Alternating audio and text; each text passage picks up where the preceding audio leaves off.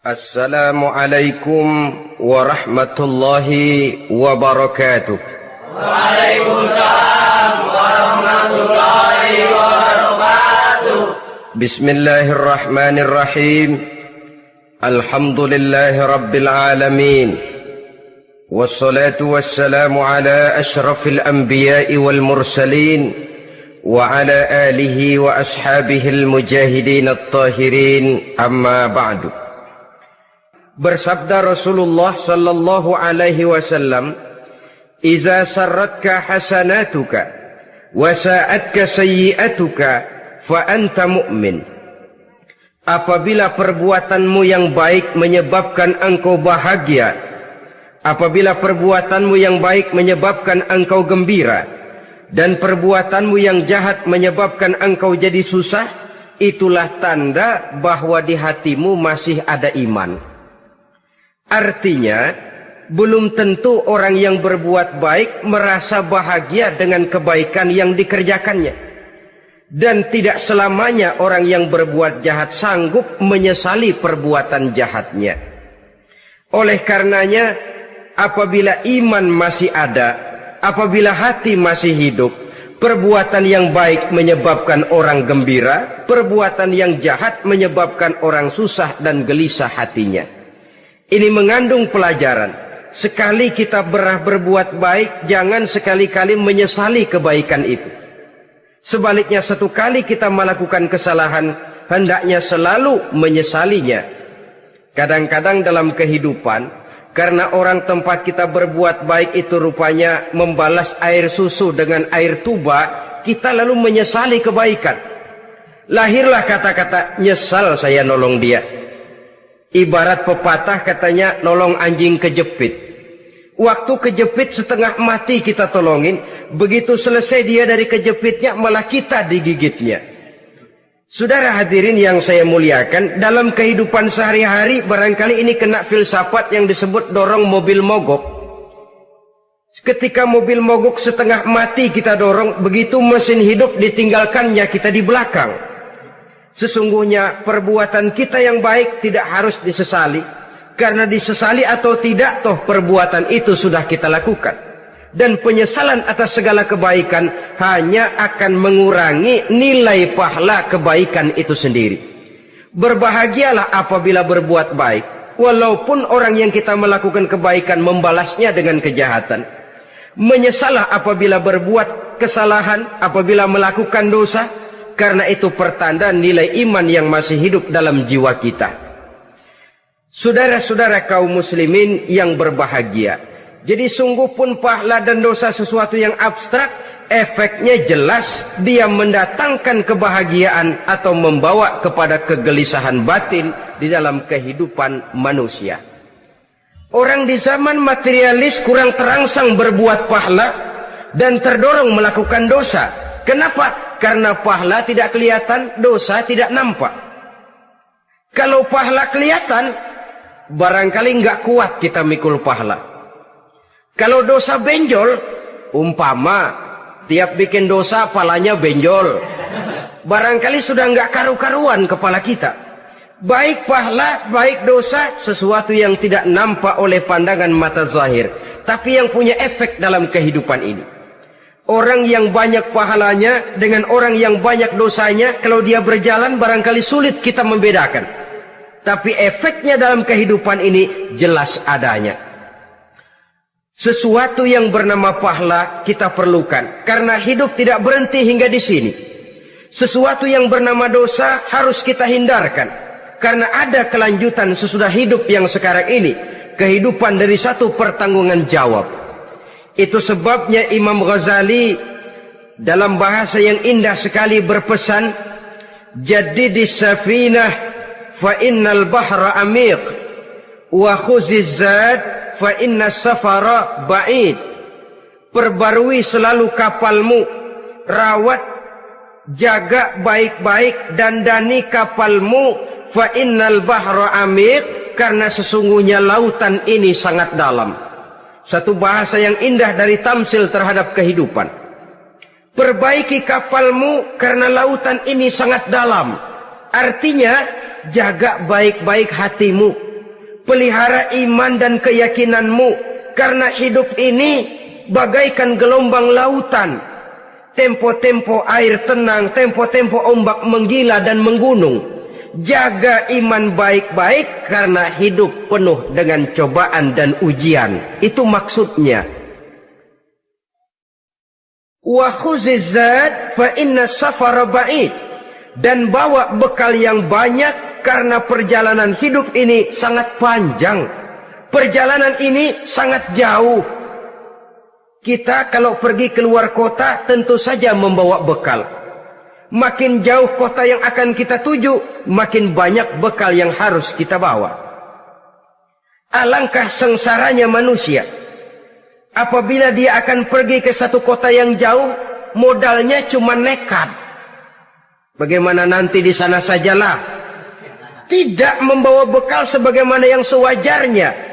Hal yang semacam ini senangnya sih belum tentu, keblangsak dan susahnya sudah kebayang.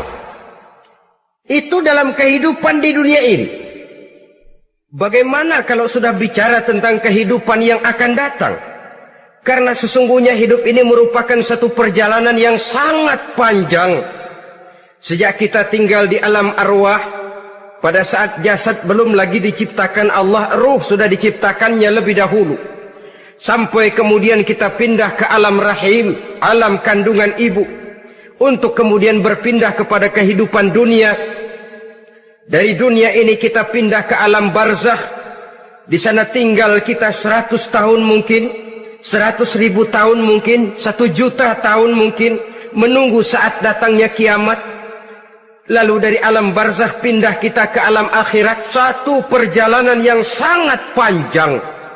Alangkah malangnya, alangkah sengsaranya jika tahu kita begitu panjangnya perjalanan hidup ini, tidak ada bekal yang kita bawa. Artinya kesengsaraan, kesulitan yang bertali-tali sudah jelas akan menimpa kita. Kalau pergi kita keluar kota membawa bekal uang, membawa bekal makanan, apa bekal yang mesti kita bawa? Apabila kita kembali ke alam barzakh, kembali ke alam kubur, berkumpul di padang mahsyar di akhirat nanti, nasi yang mau kita bawa? Uang yang mau kita bawa? Tentu tidak lagi. Karena kehidupan materialis selesai di atas liang lahat. Bila masuk kita ke liang lahat, disitulah pahala dan dosa memegang peranan yang sangat penting. Maka pada pertemuan malam ini, kita akan bicara tentang pahala dan dosa itu. Saudara-saudara kaum muslimin rahimakumullah. Yang dinamakan pahala, kata Imam Ali Al-Jurjani dalam kitab At-Ta'rifatnya, ma yastahiqqu bihi ar-rahmatu wal maghfiratu minallahi ta'ala. Sesuatu yang pelaksananya berhak untuk mendapat rahmah dan ampunan dari Allah. Dengan kata lain, nilai pahala adalah akibat dari perbuatan-perbuatan di dalam melaksanakan perintah dan anjuran yang ada di dalam kehidupan agama. Apabila perintah dan anjuran kita laksanakan, nilai pahala itu lalu datang. Nah, nilai pahala dalam Islam, menurut konsepsi Quran, Allah menjelaskan, man jaa bil hasanati falahu asyru amsalihha. Barang siapa yang datang membawa satu kebajikan, barang siapa yang melaksanakan satu kebaikan, maka dia akan mendapat balasan 10 kali dari kebaikan yang dikerjakannya. 10 kali ini pun masih dilipat gandakan dengan 7. 7 ini pun masih dikalikan 100. Dan itu pun masih ditambah dengan pernyataan, wallahu yudha'ifu liman yasha'. Allah masih akan melipat gandakan perbuatan baik seseorang yang dikehendakinya. Itulah nikmatnya dalam Islam. Tetapi sebaliknya, wa man jaa bisayyi'ati fala yujza illa mislaha. Barang siapa yang melakukan satu kejahatan, dia tidak akan mendapat balasan kecuali sesuai dengan kejahatan yang dikerjakannya. Alangkah rahman dan rahimnya Allah. Orang yang berbuat baik dibalas 10, dikali 7, dikali 100, masih dilipat gandakan pula.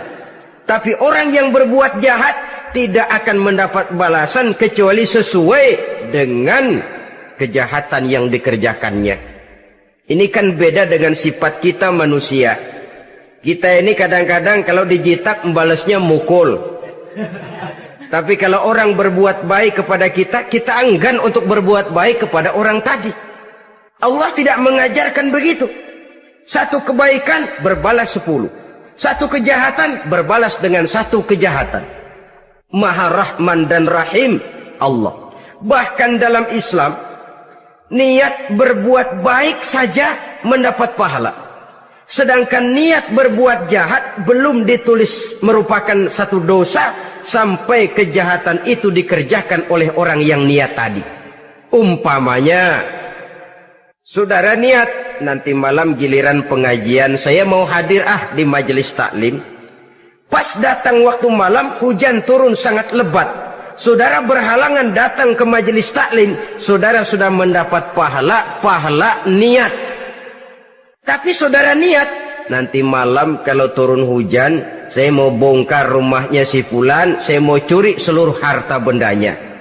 Ternyata malam saudara tidak mengerjakan perbuatan itu belum ditulis dosa sampai perbuatan itu benar-benar dikerjakan.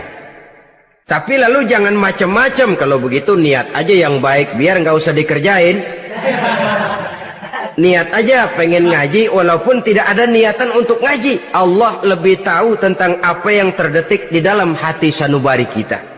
Itulah sebabnya sangat dianjurkan orang untuk melakukan segala macam kebajikan. Dan dianjurkan orang menjauhkan segala macam bentuk kejahatan.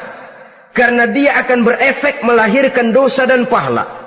Dosa dan pahala itulah alat untuk memperoleh kebahagiaan di alam kubur, di padang mahsyar, sampai di akhirat nanti. Di dunia ini mungkin segalanya bisa kita beli dengan yang namanya uang. Keamanan kita bisa menyewa petugas untuk menjaga rumah kita. Kendaraan yang mewah bisa kita beli. Udara yang sejuk bisa kita ciptakan. Siapa banyak uang, dia raja. Mungkin itu di dunia. Tapi bisa apa uang kalau kita sudah masuk ke alam kubur? Bisakah munkar nakir kita sogok? Udah karkir, jangan nanya nih, cepet. Bisakah malaikat azab menyingkir dengan uang semir? Ternyata tidak. Untuk memperoleh kebahagiaan di sana, nilai pahala. Kesengsaraan akan kita dapat kalau kita banyak menumpuk dosa. Oleh karena itu jangan beranggapan, pahala nggak kelihatan, dosa juga nggak kelihatan, biarin saja. Yang tidak kelihatan ini pada waktunya akan memegang peranan yang sangat penting. Tapi tidak cuma untuk menghadapi hidup di situ, kita lalu harus berbuat baik dan meninggalkan yang jahat. Terutama juga di dunia ini. Toh pepatah bilang gajah mati meninggalkan gading, harimau mati meninggalkan belang. Apa yang akan kita tinggalkan setelah kita mati? Kita ingin jasad kita boleh hancur terkubur tanah, tapi nama kita ingin hidup terus, dikenang orang 100, 1000, bahkan 1.000.000 tahun yang akan datang. Ditulis orang dengan tinta emas dalam sejarah, tercatat kita sebagai orang baik-baik. Saudara-saudara kaum muslimin rahimakumullah. Lalu perbuatan apa yang bisa mendatangkan pahala itu? Saudara-saudara, semua perbuatan yang diperintah dan dianjurkan oleh Allah, yang dikerjakan dengan ikhlas hanya untuk mencapai ridho Allah, mendatangkan pahala. Kadang-kadang menurut pendapat kita remeh, tapi nilainya di sisi Allah besar. Itu pahala. Menghitung pahala itu hak prerogatif Allah. Perbuatan yang ringan Allah mau berikan ganjaran yang besar, itu urusan Allah. Misalnya, kata Nabi, la tahkiranna minal ma'rufi syai'an. Jangan kamu menganggap remeh perbuatan baik walaupun kecil. Jangan merasa sulit melakukan perbuatan yang mengandung pahala. Bertemu dengan teman, muka kita cerah, berpahala. menyingkirkan duri di jalanan berpahala, menolong orang yang sesat, memberitahu orang yang bertanya berpahala. Tidak sulit kalau kita mau. Yang diperintah dan dianjurkan oleh agama itu perbuatan yang mengandung nilai-nilai pahala. Masalahnya cuma tinggal mau atau tidak dan dikerjakan dengan ikhlas. Bertemu teman mukanya cerah, pahala. Menyingkirkan duri di jalanan, pahala. Sedekah, pahala. Tidak berupa perbuatan, bisa berupa ucapan. Misalnya bersolawat, pahala.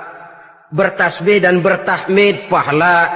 Kata Nabi, kalimatani khafifatani 'alal lisan, saqilatani fil mizan. Ada dua kalimat yang enteng di lidah tapi berat di timbangan akhirat nanti. Apa itu? Subhanallah walhamdulillah. Itu kan amalan yang ringan, perbuatan yang mudah saja, tapi nilainya demikian besar dalam pandangan Allah. Jadi pendeknya, perbuatan yang bernilai pahala adalah perintah dan anjuran agama yang dilaksanakan dengan ikhlas semata-mata untuk mencapai ridho Allah, itu mengandung pahala. Niat dasarnya itu harus karena Allah. Landasannya harus karena ikhlas. Bukan cuma sekedar basa-basi, tidak karena ingin dipuji orang, tidak karena mengharap tanda jasa, tapi ikhlas semata-mata. Dari perbuatan yang paling kecil dan mudah sekali sampai kepada amalan-amalan yang besar dan memerlukan biaya yang besar, seperti melaksanakan ibadah haji, seperti jihad fi sabilillah, membangun masjid, membangun pondok-pondok pesantren, membangun pusat-pusat kesehatan, membangun jalan-jalan umum, termasuk menjaga keamanan. Jangan dikira loh, siskamling umpamanya, menjaga keamanan kampung tidak berpahala. Kalau diniatkan ibadah, menjaga ketenangan warga supaya mereka tekun ibadah, ikhlas karena Allah, itu juga bernilai ibadah. Keluar kita dari rumah, pergi pagi, pulang sore, peras keringat, banting tulang cari nafkah buat menghidupi anak istri kita. Kalau diniatkan ibadah, melaksanakan kewajiban sebagai kepala rumah tangga, membantu orang tua sebagai anak, itu juga perbuatan-perbuatan yang mengandung pahala. Yang terbaik sesuai dengan bidang kehidupan kita. Ada orang yang dinamakan abid, ahli ibadah, pahala yang paling baik bagi dia banyak-banyak tahajud, sembahyang malam, wirid, zikir, tasbih. Ada yang dinamakan orang alim, pahala yang paling baik buat orang macam ini mengajar, menyebarkan ilmu, mendakwahkan Islam. Ada yang disebut wali, pejabat pemerintah, petugas. Amalan pahala yang paling baik buat orang semacam ini melayani masyarakat, bekerja di bidangnya sesuai dengan profesinya. Saudara hadirin yang saya hormati, jadi dengan demikian perbuatan-perbuatan yang mengandung nilai-nilai pahala ini bisa perbuatan yang menurut kita kecil namun punya nilai besar. Apalagi perbuatan besar dengan biaya yang besar, tentu makin besar juga pahala yang disediakan oleh Allah Subhanahu wa ta'ala. Oleh karenanya, kalau kita bercermin dari ayat Quran, hidup ini kesempatan untuk berbuat baik. Huwallazi khalaqal mauta wal hayata liyabluwakum ayyukum ahsanu amala. Dialah Allah, Tuhan yang telah memberikan hidup dan mati kepadamu untuk menguji kamu, siapa di antara kamu yang paling baik amal perbuatannya. Jadi tidak saya rinci, tapi cukuplah satu penjelasan global. Perbuatan yang berpahala adalah perbuatan melaksanakan perintah Allah atau anjuran Allah dengan dasar ikhlas, dengan tujuan untuk mencapai ridho Allah semata-mata. Lalu apa perbuatan yang mengakibatkan dosa itu? Saudara-saudara, dosa lahir akibat melakukan larangan Allah atau mengerjakan yang dicelaknya. Nah, para ulama ada yang membagi dosa itu menjadi dua bagian. Ada dosa-dosa kecil, ada dosa-dosa besar. Tetapi sebenarnya ditinjau dari segi hakikatnya, kalau sudah melakukan satu kesalahan yang mengakibatkan dosa, jangan dilihat besar dan kecilnya, tapi kepada siapa dosa itu kita kerjakan. Sebab kalau dosa kita anggap satu yang kecil, orang akan terangsang untuk mengerjakan yang kecil-kecil saja. Sehingga dengan demikian, yang kecil pun akan menjadi besar kalau ditumpuk-tumpuk. Sedangkan yang besar bisa saja menjadi kecil kalau selalu diiringi dengan permohonan ampun kepada Allah. Itu sebabnya para ulama sufi, orang-orang tasawuf mengatakan, la saghair ma'al istimrar wala kabair ma'al istighfar. Tidak ada dosa yang kecil kalau dikerjakan terus-menerus, dan tidak ada dosa yang besar kalau digempur tiap saat dengan perbuatan istighfar atau memohon ampun kepada Allah Subhanahu wa taala. Cuma saja pada umumnya, karena dosa-dosa kecil itu lebih mudah taubatnya, dan ada janji Nabi, barang siapa yang meninggalkan dosa-dosa besar akan diampuni dosa-dosanya yang kecil-kecil. Oleh karena itu, pada kesempatan ini kita akan juga bicarakan apa saja yang termasuk klasifikasi dosa-dosa besar, dengan harapan kita bisa menjaga diri, menyelamatkan diri, jangan sampai terjatuh ke dalam dosa-dosa yang besar tadi. Tetapi bukan berarti kita harus terangsang melakukan dosa-dosa yang kecil. Ah, biarin kecil ini, tobatnya gampang. Ah, dosa kelas teri. Ah, dosa itu kan tidak kelihatan. Lalu terangsang melakukan perbuatan dosa-dosa walaupun kecil, kalau berlarut terus-menerus dia akan tumbuh menjadi dosa yang besar. Oleh karenanya jangan sampai mengundang pengertian kalau kita membicarakan dosa-dosa yang besar lalu terangsang melakukan dosa-dosa yang kecil. Karena bagaimanapun juga dosa kecil dan dosa besar sama dalam arti kepada Allah kita melakukan kesalahan. Dan dosa yang kecil pun kalau bertumpuk, dia akan menjadi banyak. Saudara-saudara kaum muslimin rahimakumullah, ada beberapa jenis dosa-dosa besar. Jenis yang pertama, asyirku billah, syirik atau menyekutukan Allah. Dari sekian deretan dosa-dosa besar, syirik ini merupakan bapak moyangnya dosa. Dedengkotnya dosa itu syirik, menyekutukan Allah. Bahkan dosa yang lain Allah masih mau mengampuni, tapi kalau sudah syirik, menyekutukan Allah, itu sudah satu dosa yang tidak berampun sama sekali. Oleh karena itu tepat pesan Imam Ghazali tadi, jadi di safinah fa innal bahra amik, jaga iman, pelihara akidah, dandani kapal. Karena hidup ini gelombang lautan sangat dalam, hidup banyak cobaan. Di dalam hidup di zaman sekarang ini, saudara bisa perhatikan, di mana tensi ekonomi tinggi, lapangan kerja sulit, persaingan hidup makin tajam, sifat egois dan individualis tumbuh di mana-mana, rasa solidaritas sosial menurun, sifat gotong royong musnah. Orang mudah potong kompas, potong jalan. Ingin cepat kaya, ingin cepat naik pangkat, ingin dapat kedudukan. Kadang-kadang akidah pun terjual, akidah pun musnah, jatuh ke jurang syirik pun tidak jadi soal. Itu yang kita khawatirkan. Kalau dosa-dosa yang lain Allah masih mau mengampuni, tapi kalau sudah jatuh kepada syirik, Allah sama sekali tidak akan memberikan ampun. Dalam kaitan dengan ini barangkali tepat sinyalemen Imam Ali itu. Andai kata kemiskinan merupakan satu kepribadian, saya akan membunuhnya lebih dahulu. Artinya memang kemiskinan ini sering mendorong orang kepada jurang kemusyrikan. Tidak tahan menghadapi godaan perut akibat tensi ekonomi yang tinggi, lapangan kerja yang sulit. Iman pun jadilah ditukar dengan 3 liter beras. Akidah pun jadilah dibarter dengan 3 bungkus supermi, dengan pakaian bekas, dengan obat-obatan. Tidak jadi soal baginya mengejar kebahagiaan yang relatif singkat dengan mengorbankan kebahagiaan yang abadi.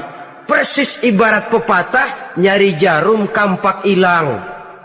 Mencari sesuatu yang kecil, yang besar jadi sia-sia. Membela perut, mengorbankan akidah. Na'udzubillah summa na'udzubillah. Saudara-saudara kaum muslimin rahimakumullah. Ini fakta. Ini kenyataan. Dan hal semacam ini tidak bisa diatasi cuma dengan ceramah, simposium, diskusi, seminar. Apalagi Nabi berpesan, solahu ummati bil ilmi wal mal.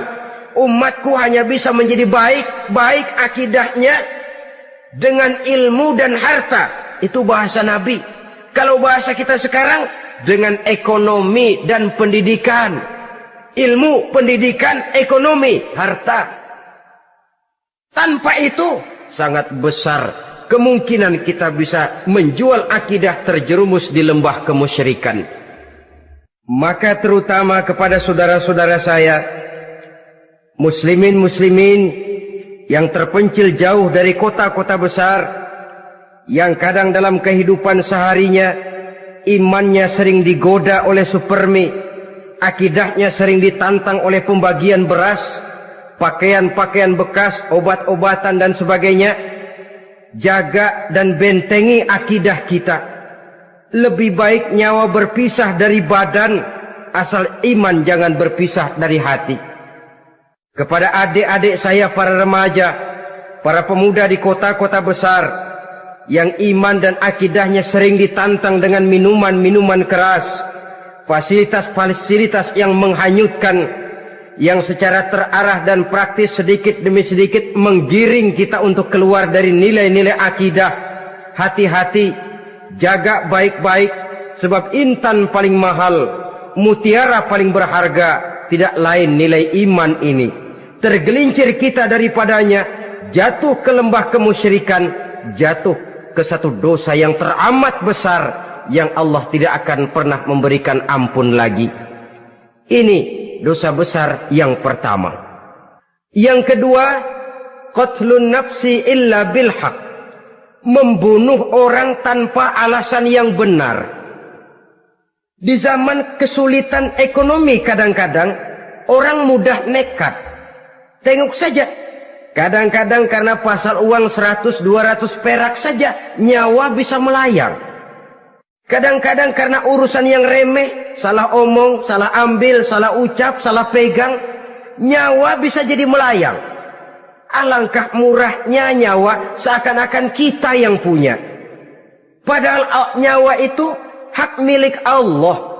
Tidak pantas kita merampasnya, tidak pantas kita menghilangkannya dari jasad seseorang. Oleh karenanya, membunuh orang merupakan satu dosa yang sangat besar. Jangankan kepada orang yang seakidah, orang yang lain akidah saja pun, kalau dia hidup berdamai, rukun, berdampingan, kita harus melindungi. Apatah lagi teman seakidah sendiri. Saudara-saudara kaum muslimin rahimakumullah. Pantas kalau Nabi menyatakan, apabila dua orang Islam sudah saling berkelahi, berbunuh-bunuhan, al-qatil wal maqtul finnar. Yang membunuh dan yang dibunuh, dua-duanya sama-sama masuk neraka. Sahabat heran, ya Rasul, kalau yang membunuh masuk neraka sih wajar, tapi yang terbunuh kok neraka juga, kenapa? Kata Rasul, sebenarnya dia juga cuma sudah niat untuk membunuh, cuma keduluan saja. Andai kata dia tidak terbunuh, tentu dia yang akan membunuh. Saudara-saudara kaum muslimin rahimakumullah, Islam sesuai dengan namanya adalah agama damai. Kita tidak boleh mencari-cari musuh, walaupun tidak boleh lari kalau bertemu musuh. Oleh karenanya, pantang seorang muslim menimbulkan benih keonaran menjadi biang kerok buat lingkungannya. Sesuai dengan namanya, seorang muslim adalah seorang yang dalam hidup senantiasa berusaha menebarkan salam, menebarkan kedamaian, ketenangan dan ketentraman. Dengan prinsip, musuh jangan dicari, bertemu pun jangan lari. Yang ketiga, termasuk dalam kelompok dosa besar ini, syurbul khamr, meminum minuman keras. Termasuk di dalam kata khamr ini ganja, morfin, narkotik. Sebab apa? Jenis minuman semacam itu tidak hanya merusak keadaan sekarang, tapi sekaligus merusak kehidupan yang akan datang. Kalau itu jatuh di tangan generasi muda, artinya kan merusak kehidupan masa depan daripada suatu bangsa. Karena apa? Remaja dan pemuda merupakan bentuk miniatur daripada kehidupan bangsa. Akan bagaimana warna umat Islam di Indonesia. Bahkan akan bagaimana warna Indonesia 30, 40, 50 tahun yang akan datang. Remaja sekarang jawabannya. Kalau remaja kita sekarang ini kerjanya cuma bisa nyekek botol, insya Allah bangsa Indonesia 30-40 tahun yang akan datang akan tumbuh menjadi bangsa teler.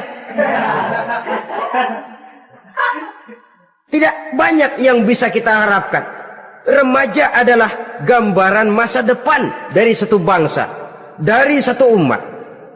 Dan remaja itu di dalam dirinya secara fitrah terkumpul semua bakat, terdapat semua kemungkinan. Kita ini lahir membawa sifat pemimpin, tapi juga membawa sifat pengacau. Kita ini ada bakat jadi orang jujur, ada bakat jadi pengkhianat. Kita ini ada bakat menjadi orang baik-baik, kita juga punya bakat jadi biang kerok. Kita kemungkinan bisa jadi pemimpin bangsa, tapi juga bisa menjadi pemimpin bangsat. Nanti lingkungan dan pendidikan akan menumbuhkan, membentuk mana yang tumbuh lebih subur. Kalau lingkungan dan pendidikannya lebih banyak bercerita tentang kejujuran, maka nilai kejujuran yang akan tumbuh lebih banyak dalam jiwanya. Dan insya Allah diharapkan dia akan menjadi manusia yang jujur di kelak kemudian hari nanti. Dan masalah minuman keras ini sebenarnya berkait. Kita tidak bisa cuma menyalahkan remaja saja, menyalahkan pemuda saja. Karena bagaimanapun masalahnya kompleks. Menghancurkan sesuatu tanpa melihat kausalnya, tanpa melihat sebab akibatnya kan sama juga bohong.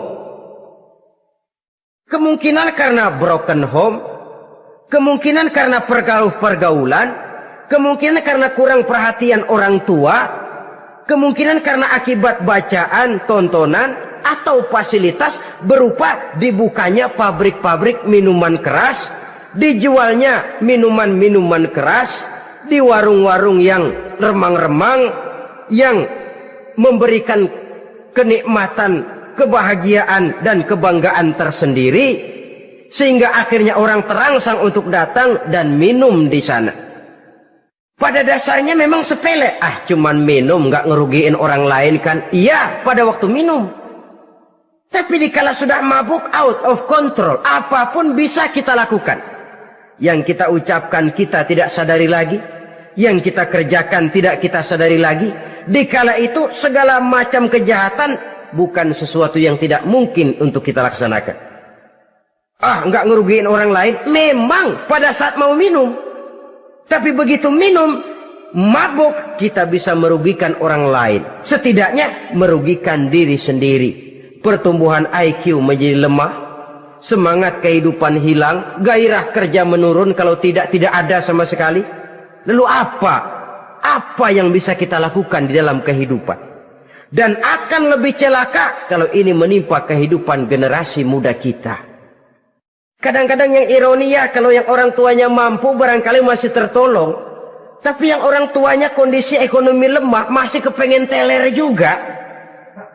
Orang tuanya nggak mampu masih pengen mabuk. Dari ganja, morfin nggak dapet, akhirnya kaleng cet diisepin. Yang penting kan bisa teler, mendatangkan satu kebahagiaan tersendiri. Itu sebabnya memang satu kejahatan menurut teori polisi ya, hanya bisa terjadi karena faktor N dan K, niat dan kesempatan. Niat ada, kesempatan ada, jadi orang jahat. Kurang salah satunya, biasanya kejahatan terbendung. Niat ada, kesempatan tidak ada, sulit berbuat jahat. Kesempatan ada, niat tidak ada, tidak mungkin orang jahat. Tapi yang paling dominan sebenarnya niat. Kalau niat sudah kuat, kesempatan bisa dicari.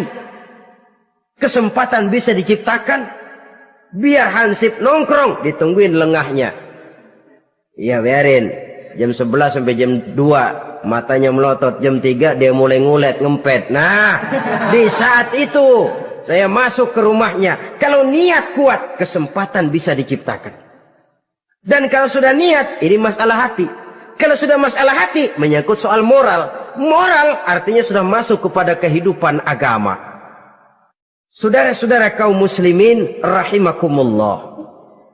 Yang keempat yang termasuk jenis dosa besar, az-zina, perbuatan zina. Di zaman pergaulan bebas dengan prinsip free love, free sex ini, tengok sudah berapa banyak gadis-gadis bergelimpangan jadi korban. Berapa banyak bayi-bayi yang lahir ke dunia tanpa tahu kemana dia mesti memanggil bapak. Apakah deretan jumlah korban ini masih harus bertambah lagi? Paling tidak, biarlah yang sudah jadi korban, tapi jangan bertambah lagi hendaknya. Masing-masing kita berupaya menahan diri. Termasuk dalam kategori zina ini, yang merupakan cabang-cabangnya, liwat, homoseks, lesbian, masturbasi. Bahkan masturbasi itu termasuk jenis zina tangan. Dan itu juga merupakan satu dosa. Di samping dosa juga merusak diri. Karena bagaimanapun juga dia akan mengurangi kemampuan daya pikir seseorang. Maka agama memberikan jalan keluar. Pesan Nabi, ya ma'syara syabab, man istata'a minkumul ba'at falyatazawwaj. Hai para pemuda, kata Nabi, barang siapa di antara kamu yang sudah bisa ba'at, yang sudah mampu ba'at. Ba'at itu artinya memberikan nafkah, baik nafkah zahir maupun nafkah batin. Falyatazawwaj, maka hendaklah dia kawin. Jadi yang maksud ba'at ini ya nafkah zahir, ya nafkah batin. Kita kadang-kadang cuma bisa ngasih nafkah batin saja sudah merasa pokoknya kan saya sanggup untuk kawin, lalu kawin tanpa kehilangan, dengan kehilangan pertimbangan. Saudara-saudara, wa illam yastati', adapun kalau dia belum mampu, fa alaihi bisyam, hendaknya dia banyak puasa. Fa innahu lahu wija, karena puasa itu akan merupakan benteng jangan sampai orang memperturutkan hawa nafsunya. Andai kata puasa belum hobi, banyaklah olahraga para pemuda, para remaja. Karena dengan olahraga, pemikiran untuk memperturutkan hawa nafsu agak sedikit terkendali dan energi tersalurkan dalam bentuk yang positif. Pendeknya kreatif, banyak kegiatan. Ini pesan Imam Syafi'i tepat itu. Kata beliau, inni ra'aitu wuqufal ma'i yufsiduh, insala toba wa illam yajri lam yatib. Aku melihat air kalau diam rusak, tapi kalau dia mengalir jernih. Air kalau ngendap nggak ngalir, nyamuk nyarang di situ, bisa jadi sumber penyakit. Manusia hidup begitu. Kalau nggak punya kegiatan, nggak kreatif, kerjanya cuma delohom, ayam-ayam, akhirnya jadi ngerusak. Ngomongin orang, si Ano ngapa? Ano. Kebangetan nggak ngapa-ngapain, orang aja dipontenin. Orang diomongin, lahirlah namimah, lahirlah ghibah. Saudara-saudara, air itu kalau ngendap ada aja yang nyarang. Tapi kalau dia ngalir, orang ada kesibukan, insya Allah dia tidak akan jatuh kepada sesuatu yang bisa mengundang dosa. Isilah waktu dengan hal-hal yang bermanfaat. Karena hidup ini singkat dan tidak berjalan mundur ke belakang. Mundur hancur, berhenti diinjak orang. Sekali melangkah, jangan surut mundur ke belakang. Homoseks, terlepas dari penyakit kejiwaan. Sekarang ini kan sudah ada persatuan kaum gay katanya. Meminta perlakuan yang sama dan agar dibolehkan kawin sesama mereka. Secara manusiawi boleh. Secara manusiawi kita hargai mereka. Tapi dari kacamata agama, ini jelas merupakan penyimpangan. Dan penyimpangan merupakan suatu dosa. Terlepas dari pertimbangan manusiawi. Jangan karena terlalu memperturutkan suara manusiawi, lalu kita mengesampingkan agama. Termasuk lesbian, wadon karo wadon. Kalau homo itu kan lanang karo lanang katanya. Saudara-saudara kaum muslimin rahimakumullah. Ini bukan penyakit baru. Liwat, homoseks sudah dikenal dari zamannya Nabi Lot. Laki dengan laki. Lesbian dari zaman istrinya Nabi Lot. Terlepas dari penyakit kejiwaan, dari segi agama, ini merupakan penyimpangan dan merupakan dosa yang besar. Yang kelima, yang termasuk jajaran dosa kelas kakap, qazful mu'minina wal mu'minat, menuduh orang mukmin yang baik-baik, laki atau perempuan, melakukan perbuatan zina sehingga hancur namanya di masyarakat. Ini merupakan satu perbuatan dosa yang sangat besar dan sangat dimurkai oleh Allah. Saudara-saudara kaum muslimin rahimakumullah. Oleh sebab itu tentang masalah ini, kalau memang tidak ada saksi, jangan sembarang kita enteng lidah menuduh orang lain berbuat zina, menuduh orang lain berbuat serong. Dosanya kelewat besar di dalam kehidupan. Karena apa? Mencari harga diri itu berat. Memelihara kehormatan diri jauh lebih berat. Satu kali orang dihancurkan namanya di masyarakat, dia akan terisolir jadinya. Oleh karenanya, berlindung kita kepada Allah. Jangan sampailah dihinggapi oleh sifat ini. Karena sentimen kita kepada seseorang, karena hasad kita kepada seseorang, tidak senang melihat orang lain lebih maju, lalu lidah ini seenaknya saja mengucapkan kata. Padahal sanksi dan resikonya sangat besar. Yang kita tuduh barangkali mendapat pahala dari Allah. Kita sendiri yang menuduh tanpa saksi, tanpa alasan yang benar, mendapat dosa yang sangat besar. Saudara-saudara, memang kadang-kadang aneh dalam hidup ini. Seorang pelacur biasanya bisa menjaga mulutnya di masyarakat. Kata-katanya baik, sopan. Kenapa? Karena mulut yang satu sudah tidak terjaga.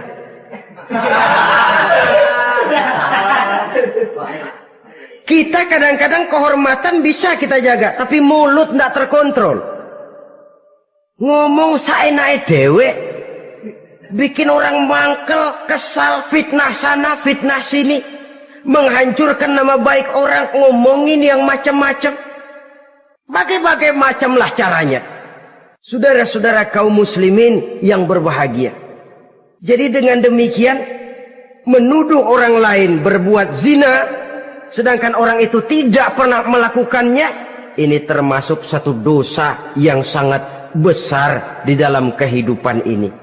Yang keenam, al-'aqu bil walidain, durhaka kepada ibu bapak. Seorang anak, bagaimanapun banyak nilai ibadahnya, banyak kebaikan di masyarakat, menyandang berbagai macam gelar, pangkat dan jabatannya tinggi, tapi kalau sudah durhaka kepada kedua orang tuanya, alamat hidup tidak lagi membawa keberkahan. Dan itu dosa yang sangat besar. Sampai Nabi sabdakan, ridho Allah ada di dalam keridhaan ibu bapak. Murka Allah pun ada di dalam kemurkaan ibu dan bapak. Walaupun belum tentu setiap kita orang tua, tapi yang jelas setiap kita adalah anak. Dan setiap anak punya ibu dan bapak. Jangan sampai kacang lupa kepada kulitnya. Saudara-saudara kaum muslimin rahimakumullah. Durhaka kepada ibu bapak merupakan perbuatan yang sangat dimurkai oleh Allah. Apalagi ibu yang telah melahirkan kita, bahkan mengandung kita. Begitu juga bapak yang telah berusaha peras keringat banting tulang untuk mengasuh membesarkan kita. Tidak ada perbuatan baik yang kita lakukan untuk bisa menebus kebaikan daripada ibu dan bapak kita. Setidaknya kalau belum bisa berbuat baik kepadanya, kepada keduanya, janganlah menyakiti hati keduanya. Itu saja dulu yang harus dijaga. Kadang-kadang sudah berbuat baik enggak, nyakitin melulu. Sudah nyenangin belum bisa, saban sehari nyakitin saja. Padahal kedua orang tua itu doanya manjur, sebagaimana sumpahnya juga bisa jadi kenyataan. Dan sering bahkan menjadi kenyataan. Sampai ibu bapak sudah wafat, sudah meninggal sekalipun, kewajiban berbakti masih harus terus dilakukan oleh seorang anak. Lalu yang ketujuh, at-tawalli yaumaz zahfi, berpaling pada hari pertempuran. Orang sedang sibuk-sibuk menghadapi musuh, maksudnya berjuang membela agama ini, dia lari menyelamatkan diri. Pengecut, mental munafik. Ayo, kalau demi agama, mari kita maju ke depan. Allahu Akbar. Yang besar Allah, yang lain kecil semua. Maju. Orang lain maju serentak, dia mundur jauh ke belakang. Mental munafik, mental calo, istilah sekarang ini. Oh, itu calo, mental calo. Tuhan gedek banget itu. Coba ya, calo itu paling sibuk nyuruh penumpang naik. Tapi sementara penumpang naik sampai ke tempat tujuan masing-masing, calonya nggak kemana-mana, diem aja di situ. Cuma orang aja disuruh naik. Saudara-saudara, kerja bakti, orang turun ke comberan, dia naik ke tempat tidur. Mundur di hari pertempuran, menyebabkan orang lain gugur, dia sendiri menyelamatkan diri. Mental pengecut, mental munafik, itu merupakan dosa yang sangat besar. Saudara-saudara kaum muslimin rahimakumullah. Itu sebabnya agama itu memerlukan keberanian. Memang, tapi bukan keberanian yang tanpa perhitungan. Sebab berani tanpa berhitung namanya berani babi. Kita berani kalau benar, kita harus takut kalau salah. Jangan dibalik. Salah berani, nekat namanya. Benar takut, pengecut namanya. Orang yang pengecut adalah orang yang takut membela kebenaran. Orang yang nekat sesungguhnya udah salah nggak malu lagi. Udah salah nekat lagi. Merasa rugi berbuat kebaikan, puas kalau berbuat kejahatan. Padahal Nabi pesan, siapa yang berbuat dosa sambil tertawa, nanti dia akan masuk neraka sambil menangis. Karena itu dipesan pula di dunia ini, sering-seringlah mencuci mukamu dengan air mata taubat. Cuci lidahmu dengan zikir kepada Allah. Bersihkan hatimu dengan air ikhlas. Saudara-saudara kaum muslimin rahimakumullah. Kan ada toh orang berbuat baik nggak gembira. Tapi berbuat jahat malah puas. Atau sama saja orang lain berbuat baik, hatinya kesel.